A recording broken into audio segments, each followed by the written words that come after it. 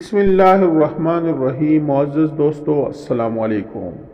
حضرت جابر رضی اللہ تعالیٰ عنہ فرماتے ہیں کہ حضور صلی اللہ علیہ وآلہ وسلم کی یہ عادت مبارکہ تھی کہ اگر کوئی دعوت دیتا تو آپ صلی اللہ علیہ وآلہ وسلم رد نہ فرماتے۔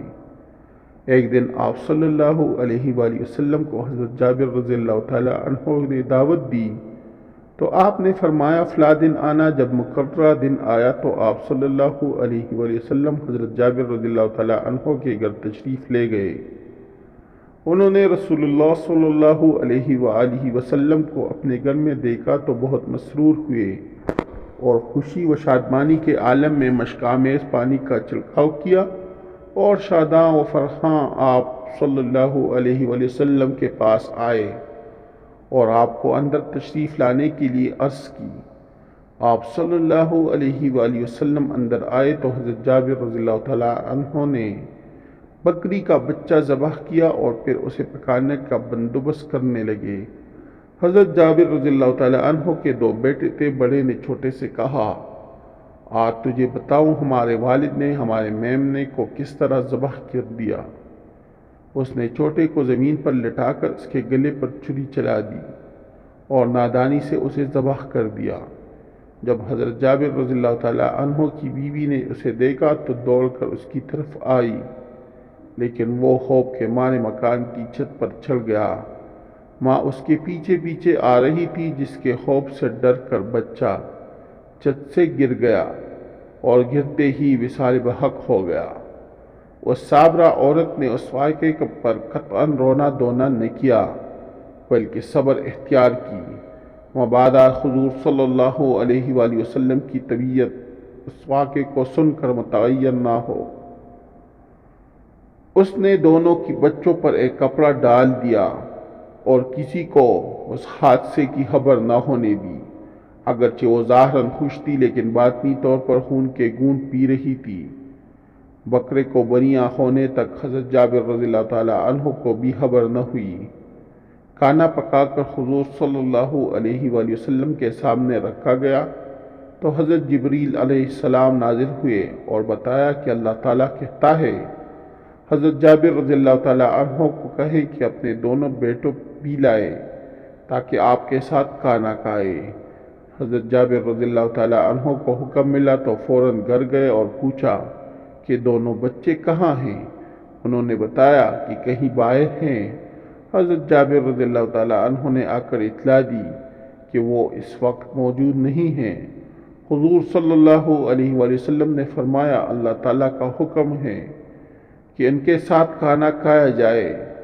جب اس صابرہ و شاکرہ بیوی سے دوبارہ پوچھا گیا تو انہوں نے بچوں کی لاشوں سے کپڑا اٹھا کر سارا واقعہ کہہ کر سنایا۔ دونوں روتے روتے حضور صلی اللہ علیہ وآلہ وسلم کے پاس آئے۔ سارے گھر میں کوہرام مچ گیا۔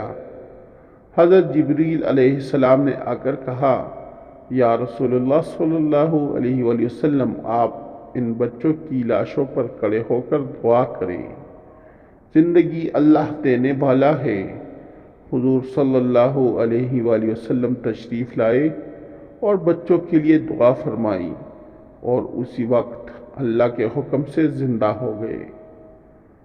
اسی سن میں حضور صلی اللہ علیہ وآلہ وسلم عمرے کے عرض سے مکہ روانہ ہوئے۔ 1500 جانثار ہم رکاب تھے۔ بیت الرضوان کا مشہور واقعہ اسی میں پیش آیا اور حضرت جابر رضی اللہ تعالیٰ عنہ مشرف بیت ہوئے۔ اس میں حضرت عمر رضی اللہ تعالیٰ عنہ حضور صلی اللہ علیہ وآلہ وسلم کا اور حضرت جابر رضی اللہ تعالیٰ عنہ حضرت عمر رضی اللہ تعالیٰ عنہ کا بیت کے وقت ہاتھ پکڑ رہے تھے۔ حضور صلی اللہ علیہ وسلم نے فرمایا کہ تم لوگ ساری دنیا سے بہتر ہو۔ صحیح بخاری کی حدیث ہے۔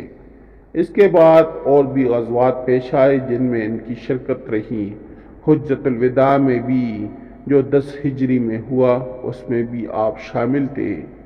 37 ہجری میں حضرت علی رضی اللہ تعالیٰ عنہ اور حضرت معاویہ رضی اللہ تعالیٰ عنہ کی جنگ میں حضرت جابر رضی اللہ تعالیٰ عنہ حضرت علی رضی اللہ تعالیٰ عنہ کی طرف سے صفین میں جا کر لڑے۔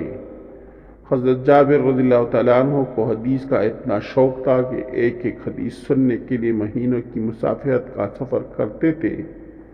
حضرت عبداللہ بن انیس رضی اللہ تعالیٰ عنہ کے پاس ایک حدیث تھی، وہ شام میں رہتے تھے۔ حضرت جابر رضی اللہ تعالیٰ عنہ کو معلوم ہوا تو ایک اونٹ خریدا اور ان کے پاس جا کر کہا کہ وہ حدیث بیان کیجئے، میں نے اس لیے عجلت کی کہ شاید میرا خاتمہ ہو جاتا اور حدیث سننے سے رہ جاتی۔ اسی طرح حضرت مسلمہ بن مہلت رضی اللہ تعالیٰ عنہ امیر مصر سے حدیث سننے کے لیے مصر کا سفر کیا اور حدیث کی اجازت لی۔ اس سفر کا تذکرہ طبرانی میں موجود ہے۔ معزز دوستو، اگر آپ لوگوں کو میری ویڈیو اچھی لگی ہو تو میرے چینل کو سبسکرائب کریں، اس ویڈیو کو لائک کریں اور دوستوں کے ساتھ شیئر کریں۔ انشاءاللہ نیکسٹ ویڈیو میں پھر ملاقات ہوگی، تب تک کے لیے اللہ حافظ۔